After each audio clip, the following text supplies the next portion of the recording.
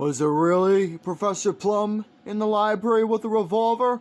Or was it Colonel Mustard in the garden with the lead pipe?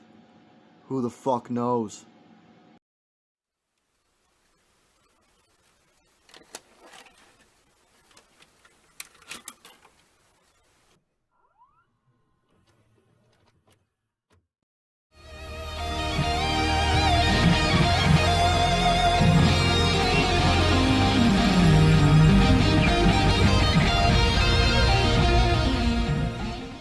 It never really occurred to me for so many years that who would have thought that a board game would turn out to be a movie. I mean, look at all the games out there that are absolute instant classics that everybody's grown up with at least one point in their life. Games like Monopoly, Scrabble, Chess, Mousetrap, Connect 4, Crossfire, Jenga, Sorry, Checkers, and Clue.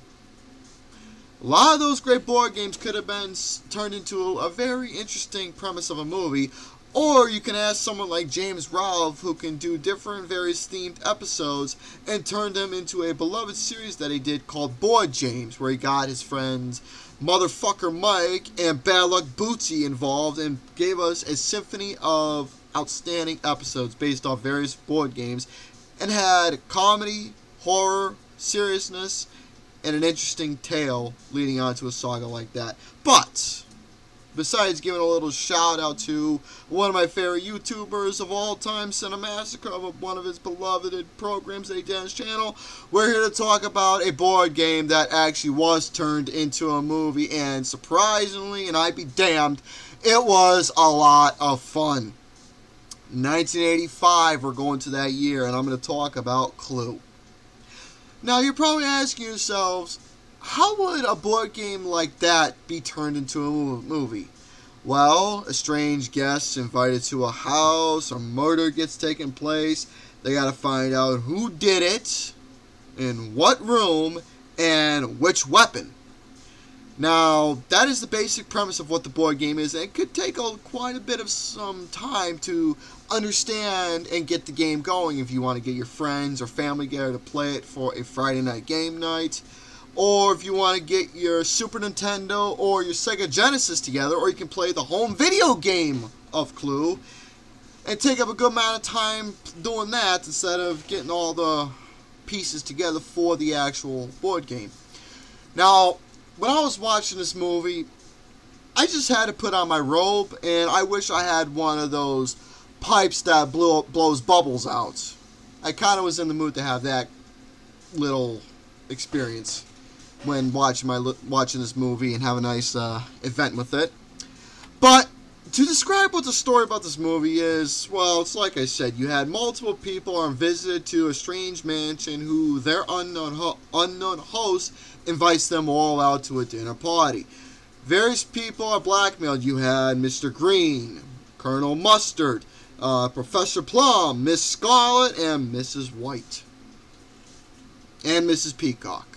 You had all these people who are being blackmailed by their hosts. One of the guests, Mr. Body, knows the deep dark secrets of the estranged guests because he believes they are all un-American. However, each guest has been given a particular weapon. You have a candlestick, a noose, lead pipe, a revolver, a wrench, and a knife. The classic weapons featured in the board game are in this movie. Now, Mr. Body ends up getting killed in the dark after, well, he basically bribed them all with the various weapons. Now, the guests have to figure out, along with the help of Wadsworth, who was played by Tim Curry, who did it with what weapon and in which room. Along the way, more series of murders start to happen, but here's the thing, though. Each one of these random people that comes into this house, they all have a connection with each of the guests. Lots of mysteries going on, lots of miscellaneous nonsense, lots of falderall, shenanigans, silliness, and of course, murders and a mystery. Sounds like a type of movie that you want, right? Where you get these murders that happen, a little serious tone with a main story being attributed, and alongside some levity, vaudeville comedy, slapstick. You couldn't ask for more simple, basic stuff than that in a film like this. Now, when I saw this movie a long time ago and watching it now, it was a lot of fun watching it the first go around and just going back watching it time after time and time again. This is one of those perfect films that I can say it is a popcorn Friday night flick. It's not a perfect movie, nor it's a shitty movie, but it's sure as hell a fun film, and you will have a damn good time watching this movie because the story itself is creative. It takes the board game itself and lives up to the standards of a murder mystery and a dark comedy, blending in with various things like mentioned, vaudeville, slapstick, ribs, running gags, simple stuff like that was played into effect with this movie, blending in to what the crimes that are being committed and trying to figure out exactly who did it.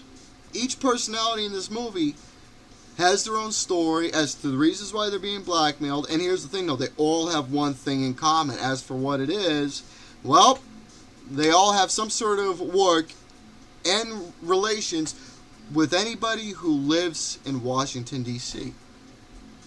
That's one of the biggest common things that all these characters had in this film.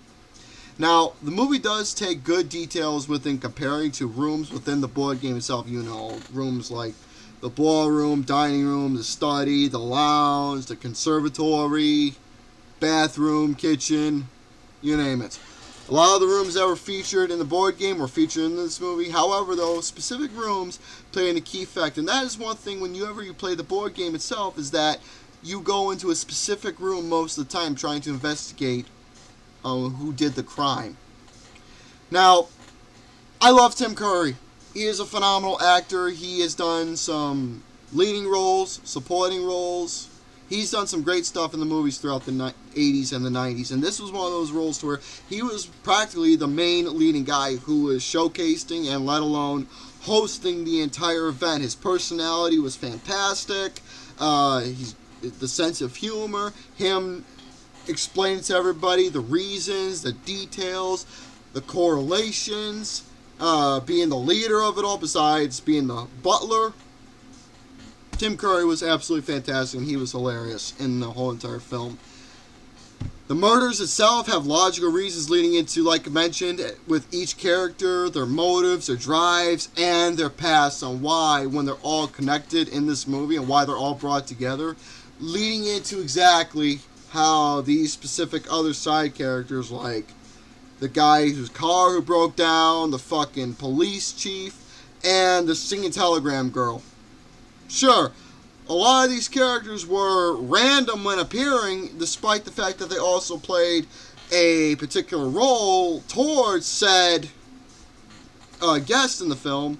But at the same time, I mean, this was kind of one of my, I wouldn't say negatives, but nitpicks. But there was a lot of quirky randomness, especially with a lot of these random characters coming in, even though they played a part that was explained later on. But seeing their premise, you can, I mean, for those out there, you can say it kind of takes away with what the main story is, because it's adding more than it should be.